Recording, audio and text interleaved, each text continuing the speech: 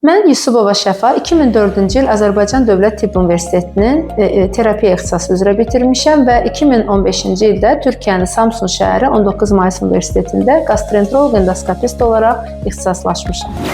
2015-ci ildən həm terapevt, həm gastroenteroloq endoskopist olaraq çalışıram. Bugünkü pasiyentimiz Sona xanım şikayətlərini mənə bildirdikdən sonra tam şikayətlərə uyğun olaraq biz onu endoskopiya müayinəsini təklif etdik və müayinəni etdik.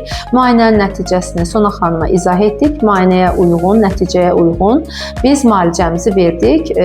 İnşallah ki, müalicədən sonra təkrar bir də müayinə edəcəyik.